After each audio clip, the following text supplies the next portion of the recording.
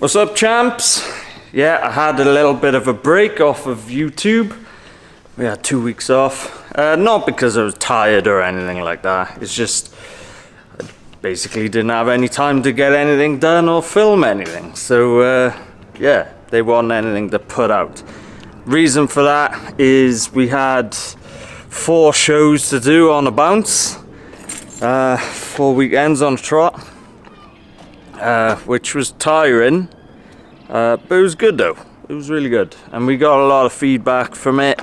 Loads of business cards went out, spoke to loads of people. I actually sold a few little things as well, which paid for the days as a bonus. So yeah, now we got, I think, after the last show we had 8 weeks breaks. I think we're about 7 or 6.5 or something now, but yeah, that's how long we got until the next show. Another local one. So I nearly didn't have anything to put out for this Sunday. I was gonna do a video on some of the footage that I had taken at these shows, but I started editing it and I thought this is flipping shit. No one wants to see this, so I deleted it. It might have been entertaining if I had actually taken some decent footage, but I didn't. And it was all on a mobile phone as well, so it was only ideal really for shorts. So I have used it. If you do want to see it, then I've made some reels on my socials. So links for that are in the description if you do want to see them. So yeah, I thought if I don't do a video this weekend, then everyone will just forget all about me. Who is this guy? So I best do something. So that's why you got this cliche video today. Everyone seems to do one on a project, so that's what I'm doing. Maybe it'll be entertaining, I don't know, at my demise yet again. But it might also be helpful to me, because when I explain the problems, you might go, I have a solution for that. And you'll pop it in the comments like the nice people you are.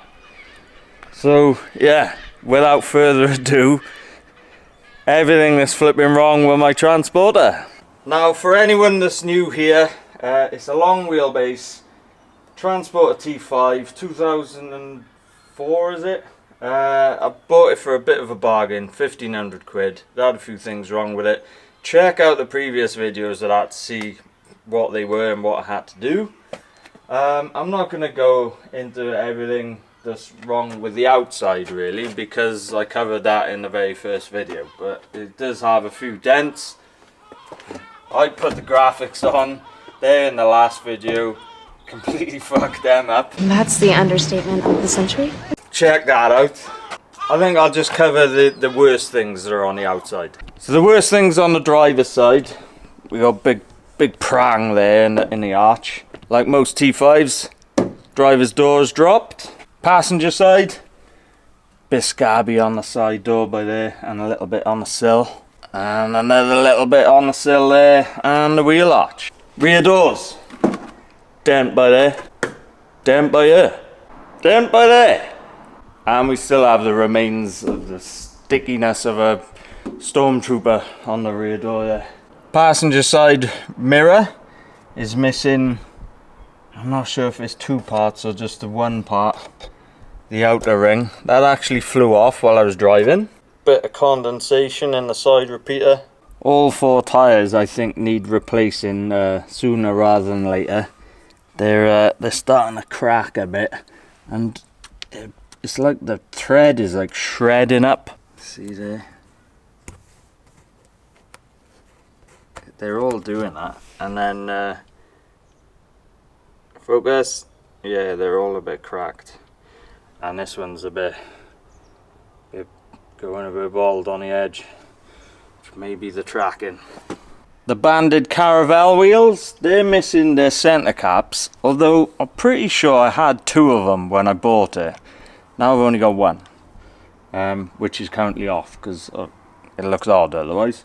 So where that other one's gone, Either someone's nicked it or it's flew off. One thing I have done, and ticked off the list though, if you remember in the video where I did the injectors and stuff, I had a problem getting to the side of the engine to turn the engine over the crank, end of the crank. I had to take the wheel off and it had locking wheel nuts on it. That slowed me down a bit.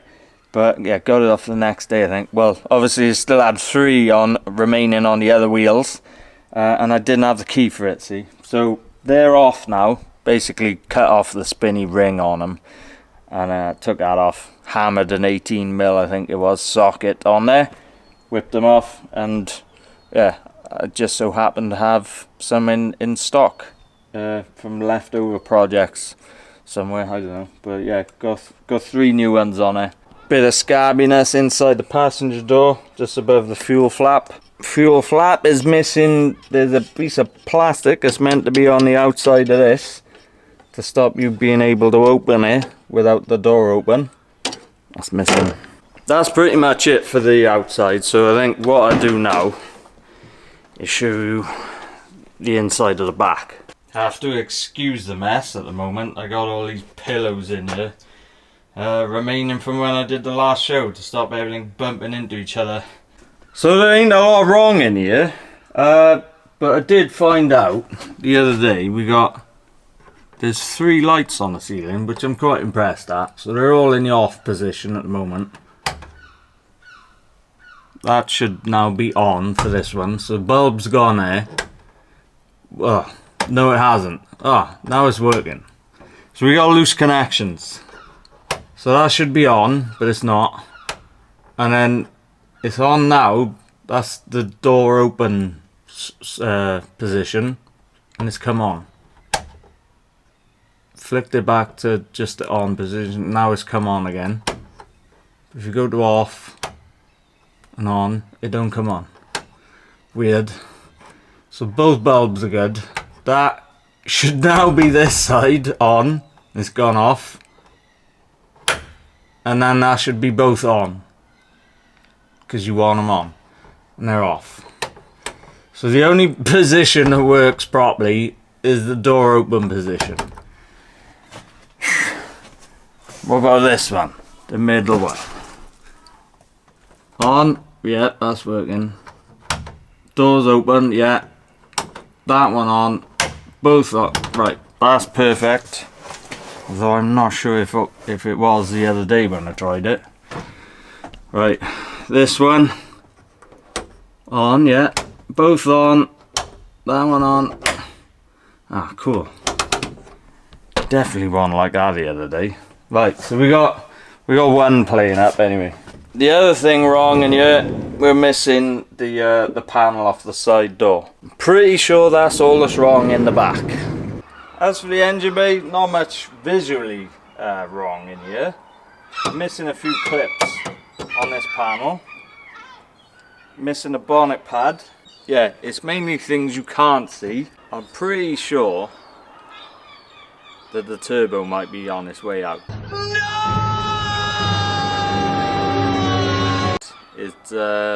It's losing power when you don't want it to, like on the motorway and stuff.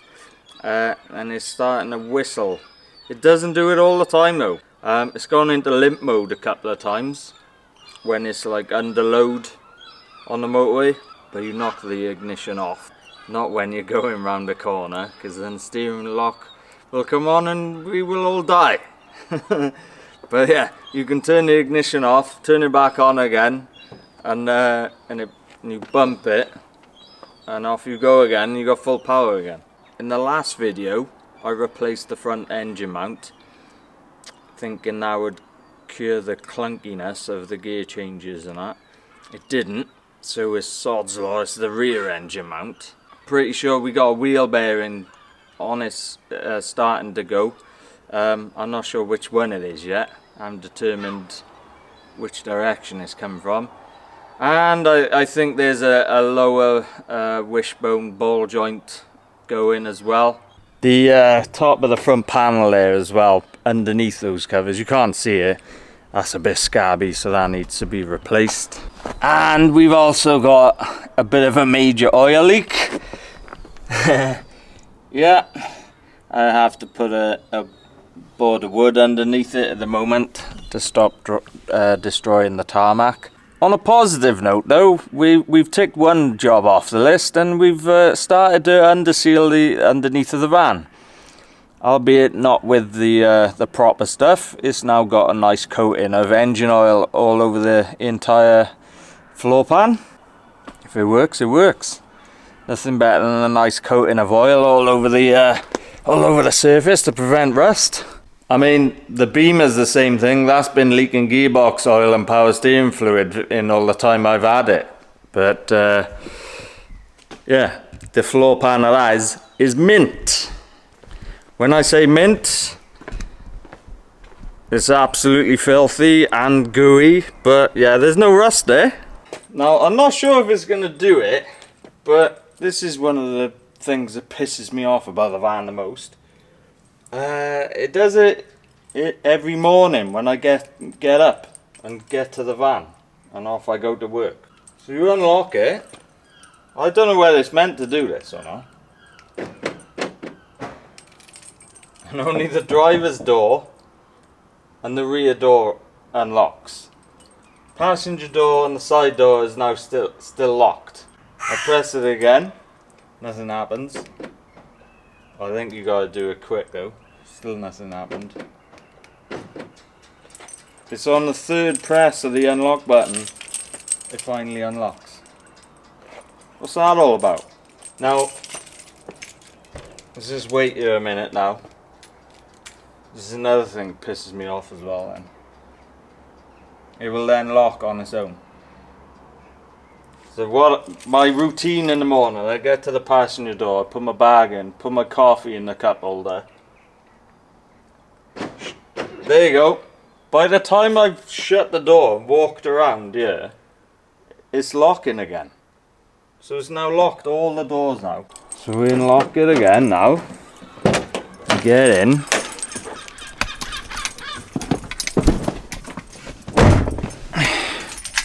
And then usually what happens when I stick a key in the ignition, it locks again.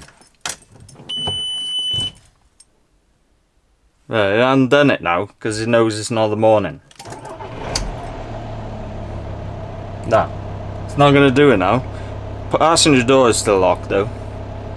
Yeah, that will normally lock again now. So by the time I've set off in the morning, it's locked and unlocked 3 times.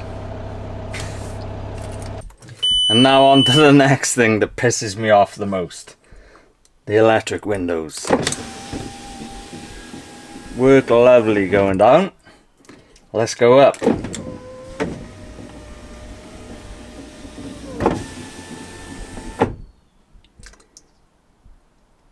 Now what I thought it was, first of all, is that it's forgotten where the top is, and you have to do that thing where you got the ignition on and hold the button and, you know, set where the top is and stuff so it knows.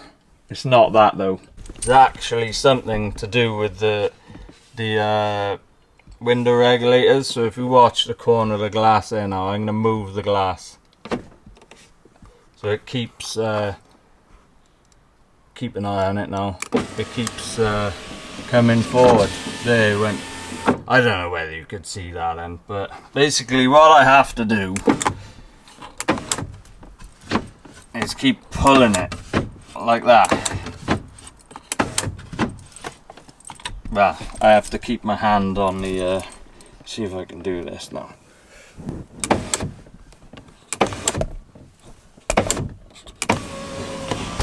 There, got it up. Yeah, you have to press the button with one hand and like pull the glass that way with the other hand. And the passenger side's just the same. So I don't know what's gone wrong. Sometimes this does go up. I'm struggling. No. Go on. See, look how much it's come forward. Loads. And it'll do it again, huh? Yeah, come straight forward then.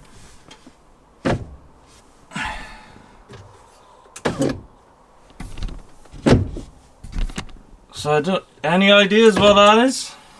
What's actually failed there?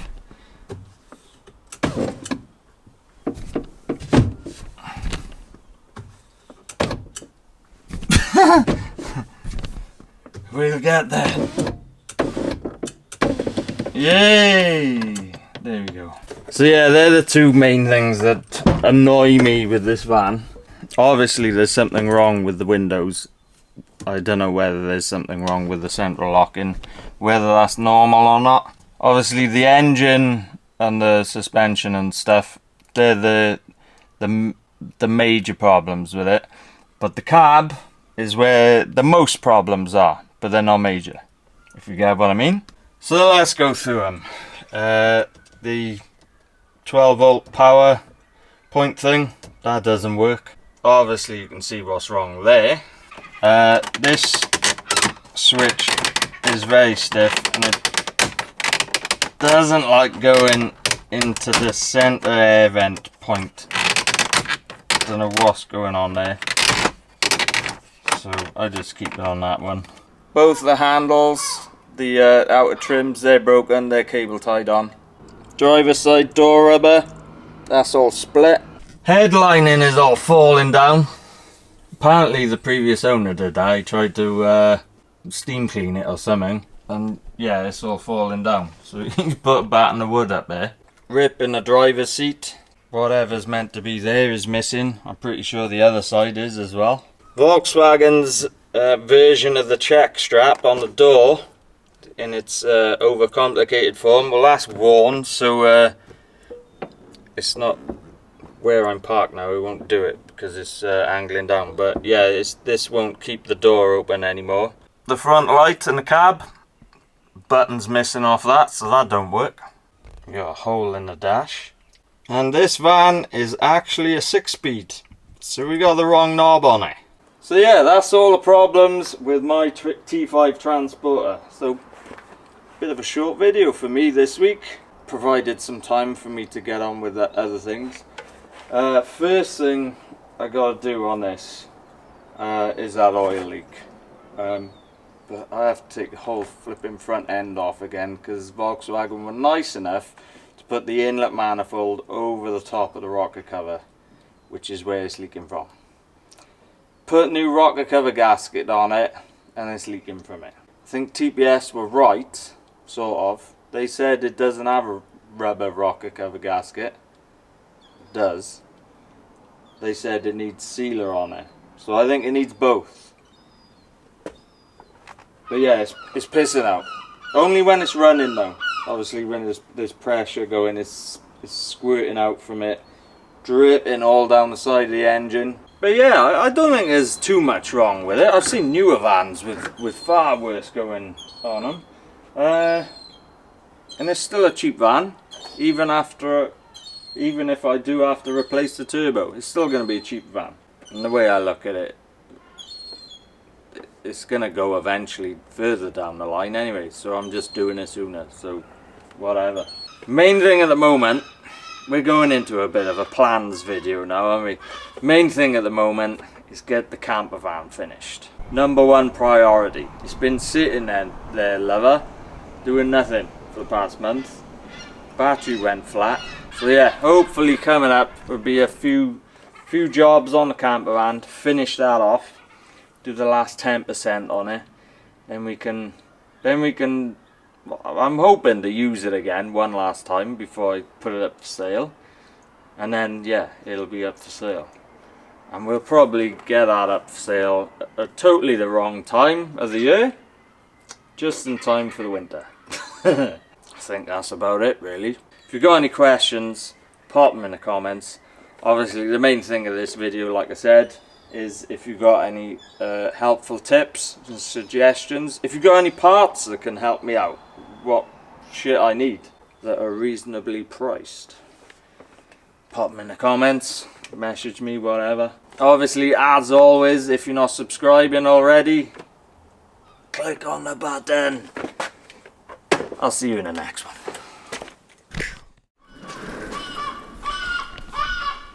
Shut the fuck up.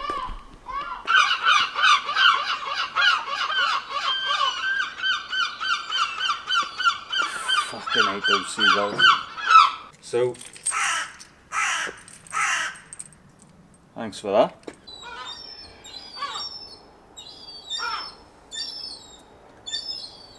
Wish these fucking birds would die.